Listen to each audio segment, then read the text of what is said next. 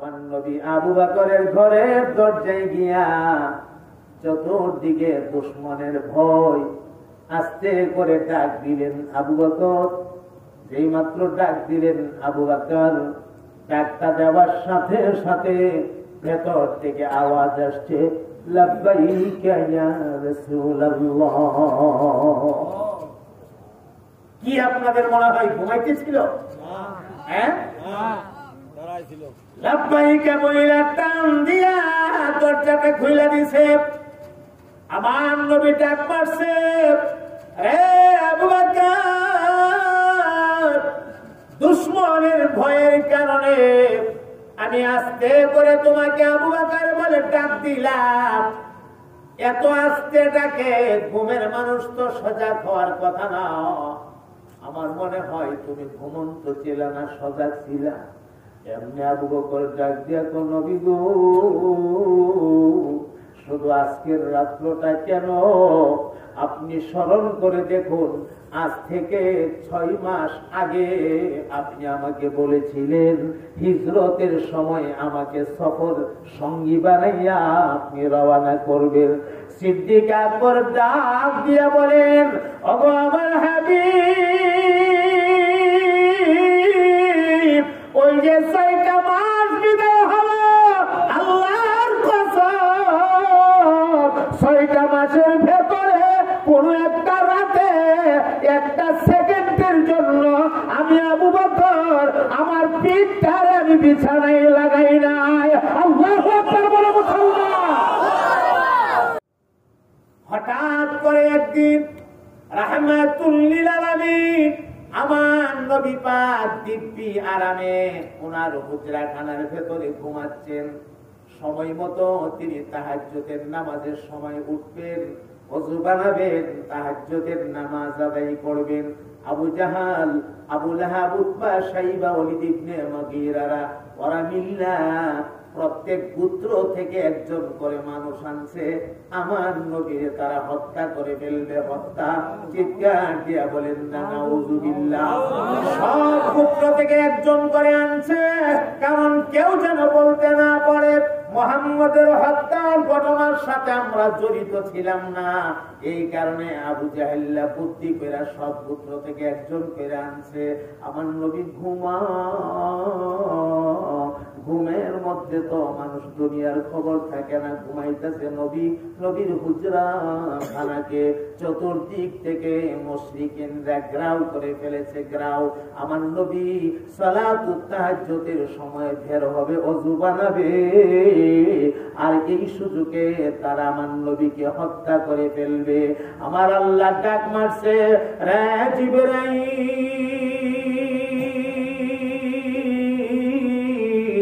আর দেরি করিস না রে, জলদি জলদি যা, আমার হাবিবরে ঘুম থেকে জাগায় গিয়া বলবে আমার বন্ধু যেন সূরা ইয়াসিনের প্রথম থেকে তেলাওয়াত শুরু করে, আর ফাগশাইনাহুম ফাহুম লা ইউবসিরুন পর্যন্ত যেন তিলাওয়াত করে।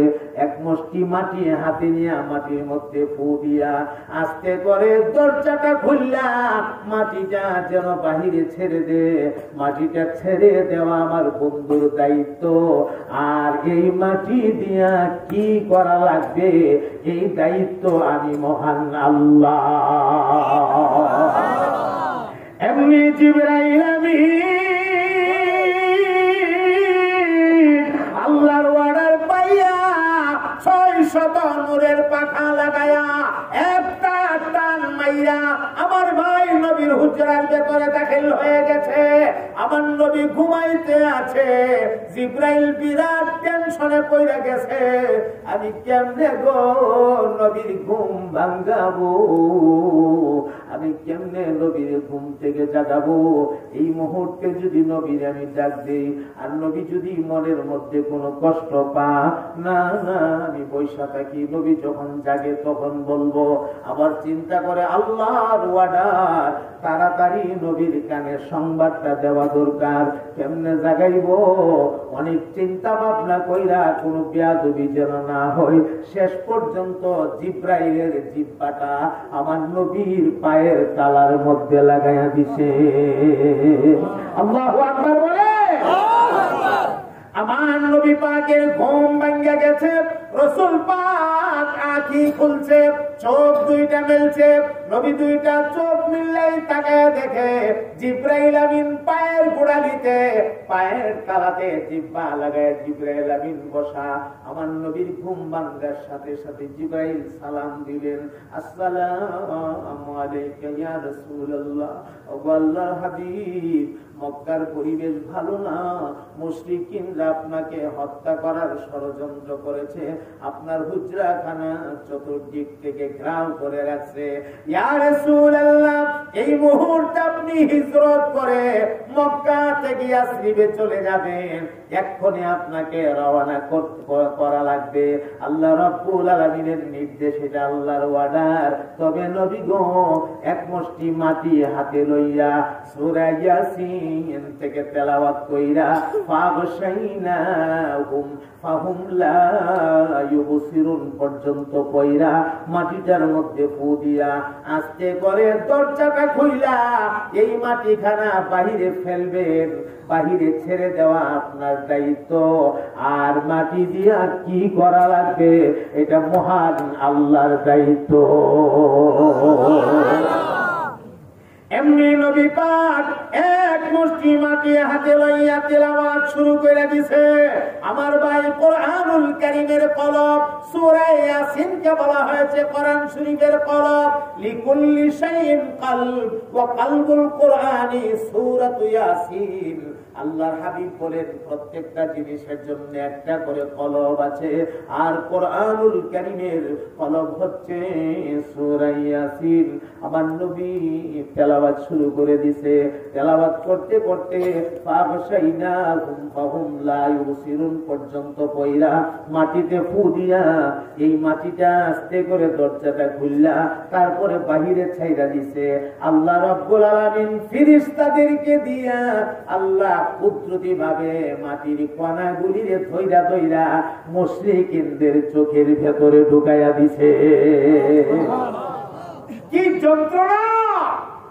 এমনি সাধারণ একটা গোছা ভরলে চোখের মধ্যে, আপনারা কি বলেন জানি না, এটাকে চোখের মধ্যে যে গোছা ভরে এটার কি কয়, আপনারা কি বলেন? জি জি কাল্পনা কাউস বুঝি নাই এখনো ঘোরাঘুরি। যাই হোক, গোছা ভরা কথাটা বুঝছেন তো? এমনি চোখে একটা গোছা করলে কত কষ্ট লাগে, চোখ কসলা পানি দিয়া তো কেমন জানি অশান্তি অশান্তি লাগতেছে। আর আল্লাহ নিজে কুদরতি ভাবে ফেরেশতা দিয়া ধইরা ঢুকাই দিছে। এটার যন্ত্রণা কেমন হইব? বাপরে বাপ, খালি যন্ত্রণা যন্ত্রণা ঠেলায় চোখ কসলা আর বেঙ্গের মতো খালি লাফা, চোখ কসলা আর বেঙ্গের মতো লাফা, সব লাফাইতেছে, বেঙ্গের মতো লাফাইতেছে, সব কসলাইতেছে। আমার কি হইল রে? কিচ্ছু দেখি না। আরেকটা কয়, আমার কি হইল রে? কিচ্ছু দেখি না। আরে আমার কি হইল? কিচ্ছু দেখি না। এমন সময় জিবরাইল আমিন কই, ইয়া রাসূলুল্লাহ, এই চান্সে আপনি বের হয়ে চলে যান। নবী তাদের ধাক্কায়া ধাক্কায়া ধাক্কায়া ধাক্কায়া রাস্তা কইরা যেখানে হত্যা করতে আইছেন, ধাক্কায়া ধাক্কায়া ধাক্কায়া ধাক্কায়া রাস্তা কইরা আমার নবী বের হয়ে চলে গেছে। এরা পরিকল্পনা বাস্তবায়ন করতে পারে নাই। আল্লাহর সাথে তোমার পরিকল্পনা বাস্তবায়ন করবা, আল্লাহর সাথে মোকাবেলা করিয়া পরিকল্পনা বাস্তবায়ন করা সম্ভব? কথা কয় না সম্ভব?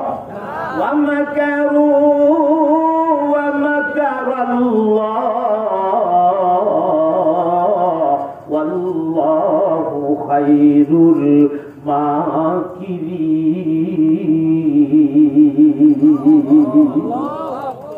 তুমি কি পরিকল্পনা করবা? তুমি যত বড় মত করবা, এর চাইতে লক্ষ কোটি গুণ বেশি কৌশলী আমার মহান আল্লাহ। চিৎকার দিয়া বলেন না ঠিক কিনা? আল্লাহর কৌশলের পেছে যদি মানুষ একবার হয়ে যা, আর উচ্চা মাতাল গিয়ে নাই ঠিক। এখন আসেন, নবী বেরিয়ে গেছে। বলেন তো বাইরিয়া প্রথম কই যাইব? কারে লইয়া যাওয়ার কথা আছে? আবু বকর। এই কথাটা আবু বকরকে নবী কয়দিন আগে কইছে? মাশাআল্লাহ, এটা আপনারা মনে রাখছেন, মনে রাখছেন। আমার নবী পাক বের হইয়া, এটা অনেক লম্বা কথা, সার কথাটা আপনাদের জেহেনে দিতেছি। আমার নবী পাক বের হইয়া চলতে চলতে চলতে চলতে চলতে চলতে সিদ্দিক আকবর আবু বকরের ঘরের দরজায় হাজির। আমার নবী আবু বকরের ঘরের দরজায় গিয়া চতুর্দিকে দুশমনের ভয়, আস্তে করে ডাক দিলেন আবু বকর। যেই মাত্র ডাক দিলেন আবু বকর, ডাকটা দেওয়ার সাথে সাথে ভেতর থেকে আওয়াজ আসছে, লাব্বাইকা ইয়া রাসূলুল্লাহ।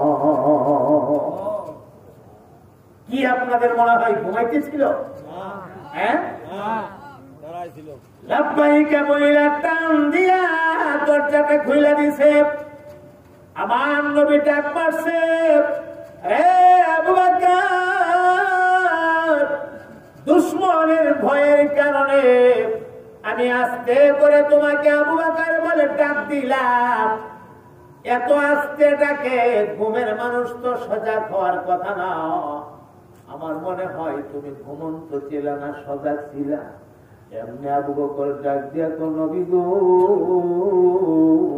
শুধু আজকের রাত্রটা কেন, আপনি স্মরণ করে দেখুন, আজ থেকে 6 মাস আগে আপনি আমাকে বলেছিলেন হিজরতের সময় আমাকে সফর সঙ্গী বানাইয়া আপনি রওনা করবেন। সিদ্দিক আকবর ডাক দিয়া বলেন, ওগো আমার হাবিব, ওই যে 6টা মাস বিদায় হলো, আল্লাহর কসম 6টা মাসের ভেতরে কোন একটা রাতে, একটা সেকেন্ডের জন্য আমি আবু বকর আমার পিঠটারে আমি বিছানায় লাগাই নাই। আল্লাহু আকবার বলে মুসলমান, আমি আমার পিঠটারে বিছানায় লাগাবো তো দূরের কথা নবী গো, আমি দরজার কেনারায় দাঁড়ায় দাঁড়ায় আমার কানটা দরজায় লাগায় রাখছি। কোন দিন জানি আমার নবী আয় আমার আবু বকর কইয়া ডাক মারবে, আমি যদি সাথে সাথে জবাব দিতে না পারি, আমার নবী মনে কষ্ট পাব।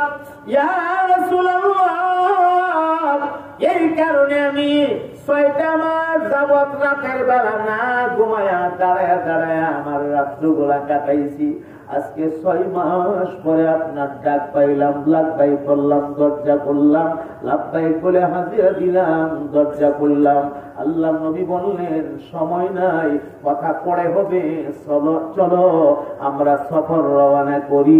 আমার নবী পাককে আবু বকর একটা উটের পৃষ্ঠে বসালেন, লাগাম ধরে ধরে সিদ্দিক আকবর টানতেছে।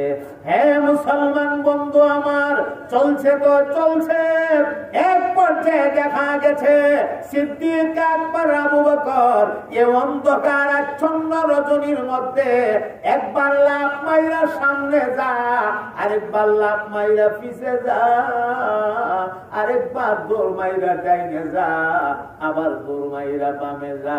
আমার নবী ডাক মারলেন, আবু বকর, এত পেরেশানি তুমি কেন করতেছো? একবার সামনে যাও, একবার পেছনে যাও, একবার ডাইনে যাও, একবার বামে যাও, এইভাবে পেরেশানি করার কারণটা কি? সিদ্দিক আকবর তখন ডাক দিয়া, কোন নবী গো, আমি যখন আপনার ডান দিকে থাকি আমার মনটা তখন কয় অন্ধকারের ভেতরে বাম দিক থেকে কোন তীর আয়াতে আবার নবীর শরীরে বিন্ধে না। ইয়া রাসূলুল্লাহ,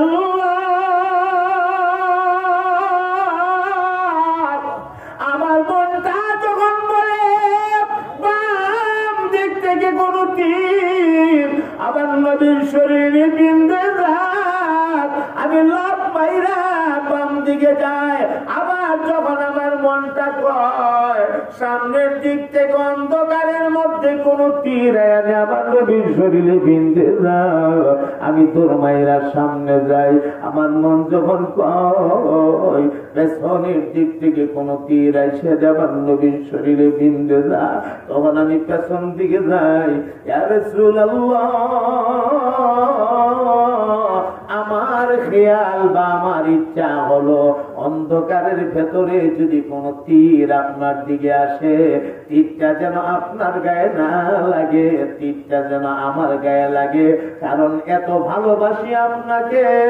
একটা তীরের আঘাত কেন গো নবী আপনার শরীরে আমার চোখের সামনে একটা সুইয়ের আঘাতও আমি আবু বকর সহ্য করতে পারবো না।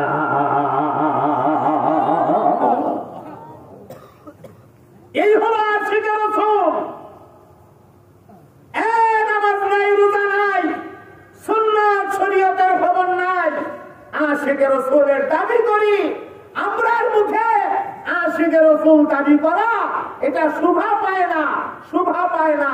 তাদের মুখে আশিকের রাসূল শব্দটা শোভা পাইতো, তারাই নবীরে ভালোবাসতো, এই কথাটা তাদের মুখেই শোভা পাইতো। কথা বলেন ঠিক কিনা ভাই? কষ্ট হইতেছে আপনাদের? আর একটু সামনে যাব, একটু সামনে। পুরা হিজরতটা আপনাদেরকে শোনাইতে পারলে আপনারা বুঝতে পারতেন কত বড় আশিক ছিলেন তিনি। আমি পুরাটা শোনাইতে পারবো না, কারণ আপনাদের ধৈর্য দিবে না, আপনারা শুনতে পারবেন না জানি আমি। কারণ ময়দানে তো আজ একদিন যাবত না, 34টা বছর হয়ে গেছে।